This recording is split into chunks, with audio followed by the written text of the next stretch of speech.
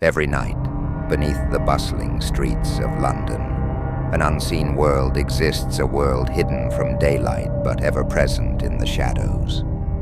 The London Underground, with its endless tunnels and forgotten stations, is not just a route to travel. It's a place where the past lingers, where whispers echo through the dark and the scent of decay fills the air. It's here, in these depths, that the line between the living and the dead blurs. Let me tell you the stories of those who have ventured into these tunnels and never returned the same. It was an unusually warm October night when Emily found herself waiting for a train at Bethnal Green Station. The clock read 3:15 a.m., and the underground platform was bathed in the pale glow of flickering fluorescent lights. The hum of distant trains resonated faintly, but the platform itself was desolate, save for one solitary figure standing at the opposite end, a man. He stood perfectly still, rigid as a statue, his posture unnervingly stiff.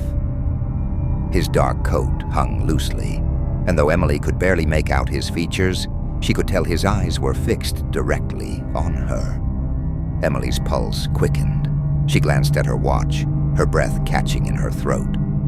The platform felt suffocating, the silence more intense than the usual quiet of the late-night commute. Emily shifted her bag, eager to distract herself. Maybe it was just a late traveler, she thought. Still, the chill in her spine told her otherwise. She kept stealing glances at the man, whose eerie gaze never wavered. Trying to dismiss the unease, Emily leaned against the cold metal railing and stared down the tunnel's mouth, willing herself to be calm. Suddenly, the distant screech of brakes and the clatter of an approaching train began. But before the train could break the oppressive silence, an agonizingly loud, high-pitched scream sliced through the air. Emily's blood ran cold. The scream seemed to emanate from deep within the platform's cavernous tunnel, its source impossible to pinpoint. The sound twisted and warped in the confined space, reverberating off the grimy walls like the anguished cry of a tormented soul. Emily spun around, eyes wide, looking toward the man. He hadn't moved an inch. But the scream came again, louder this time, distorted and inhuman. Emily's heart thumped violently. She realized the sound wasn't coming from the tunnel, it was coming from the man. Frozen by terror, Emily watched as the man began walking toward her, not at a normal pace, but with impossible, jerky, mechanical strides. The scream morphed into a guttural roar, yet the man's face remained expressionless. Emily wanted to run, but her legs felt paralyzed. As the man drew nearer, Emily caught sight of his face, a pale mask of skin stretched unnaturally tight over bones. Eyes wide and unblinking, his mouth unnervingly stretched into a silent scream. The walls of the platform seemed to close in around her. The temperature plummeted, and Emily could see her breath misting in the icy air. Panic overtook her, and with a burst of adrenaline, Emily broke free from the paralysis and sprinted toward the stairwell, ignoring the man's relentless advance. Behind her, the screams escalated into a cacophony of anguish, blending human wails with something darker, something alien. Reaching the exit, Emily glanced back, desperate to escape the nightmare. The man was at the platform's edge, unmoving again. But Emily noticed something chilling, another figure standing just behind him. A young girl in a tattered white dress, face hidden by dark, matted hair. The girl, like the man, did not move, but her silence felt more horrifying than the man's screams. Emily reached the street level. Trembling and breathless, she told herself it was over. The next day, Emily researched the station's history. She uncovered a tragic chapter in 1943. During World War II, Bethnal Green had suffered devastating bombing. Over 173 civilians lost their lives in panic-induced crushes at the station entrance. Many never made it out. Determined to make sense of what she'd experienced, Emily returned to Bethnal Green that night, armed with a voice recorder and her resolve. As she waited on the platform, replaying the details in her mind, Emily noticed the man again standing where she first saw him. But this time, the young girl wasn't there. Minutes ticked by. Emily pressed the record button and focused on calming her nerves. The platform was silent, the distant hum of trains masking the silence. Then, without warning, the high-pitched scream shattered the stillness. Emily's recorder crackled, but Emily stood her ground. The man began walking toward her once more. As Emily prepared to flee again, the train doors clanged open. The man stopped. Emily hesitated should she board the train or stay on the cursed platform. Instinct screamed for her to leave, but curiosity anchored her feet. She boarded the train. The carriage was eerily empty, save for shadowy shapes huddled in the corners, indistinct, flickering like static on an old television. Emily sat down, clutching her bag, trying to shake the chill wrapping her in its grip. She checked her phone. 3 a.m. The train lurched forward, and Emily relaxed slightly, convincing herself the man couldn't follow her now. The lights flickered violently. The distant scream filled the carriage. Emily's heart leapt into her throat when the voice of a child, clear, pained, and desperate, echoed through the carriage. "Help me!" The voice was unmistakably that of the girl Emily saw on the platform, but this time, the scream twisted beneath the plea, warping into a nightmarish wail. Panic surged as Emily noticed the shadows shifting. Figures materialized in the carriage, translucent children with hollow eyes, their mouths agape in eternal torment. The train jerked violently, doors sliding open onto an empty tunnel. The figures closed in on Emily, their whispers blending into a singular, chilling voice. "You were warned." The next morning, the authorities found the train at Bethnal Green. Emily was gone. The only clue was her voice recorder, recovered from the empty carriage.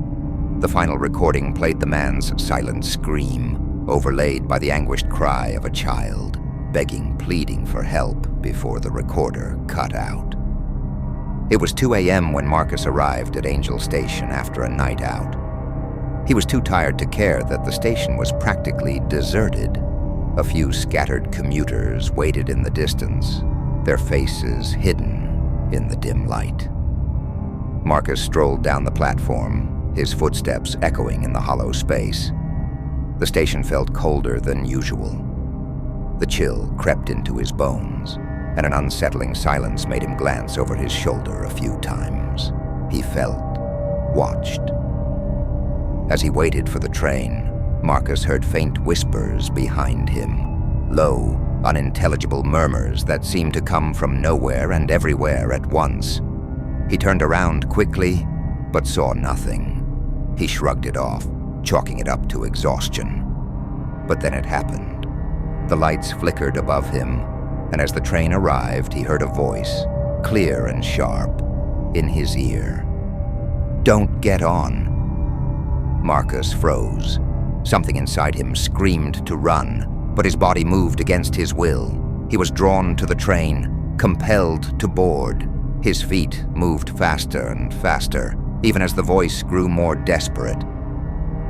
The air around him became thick, suffocating. As he stepped onto the train, the doors slammed shut behind him. The carriage was empty, the other passengers nothing more than shadowy figures. But when he looked at the seat opposite him, he saw it a pale, distorted face, twisted in agony, staring directly at him. The figure was no longer human. It was the something that had died long ago, but was somehow still tethered to the train. The creature's eyes locked onto Marcus, and he realized, too late, that the voice he had heard was not a warning. It was a plea. Leave. Now, the train lurched forward, but when Marcus looked out the window, he saw no tunnel, only blackness. The shadows in the train began to close in around him, the whispers growing louder and louder. The next morning, the police found the train abandoned at the Angel station, empty, save for a single dark, smudged handprint on one of the seats. It was just past midnight when Andrew, a late-night commuter, stepped onto the Green Park platform, tired after a long shift. The station was eerily quiet, save for the hum of distant trains and the soft echo of footsteps. He glanced at the timetable. The next train wouldn't arrive for another 10 minutes, giving him ample time to gather his thoughts.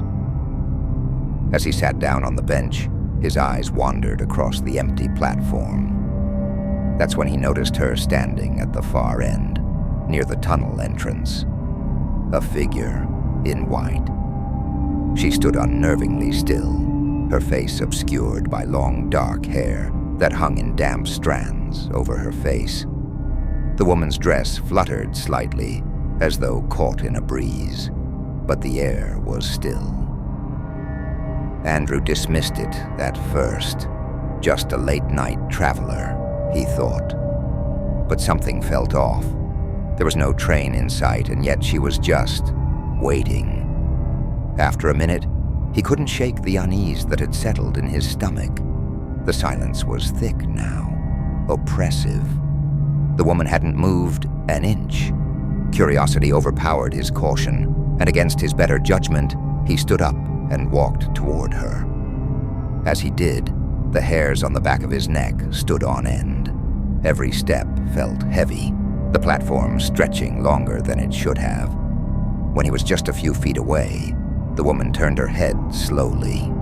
Her face, no, not a face, just a mask of pale, lifeless skin, void of eyes. The voids where her eyes should have been were black as night, empty and consuming. Before he could scream, she was gone, vanished into thin air, leaving only the distinct smell of decay behind. His heart pounded as the train arrived, and he forced himself on board, never speaking a word of it to anyone. But the next night, the same woman appeared, standing exactly where she had been before. And this time, when Andrew turned to run, he felt a cold hand close around his wrist, tugging him back into the abyss beneath the city.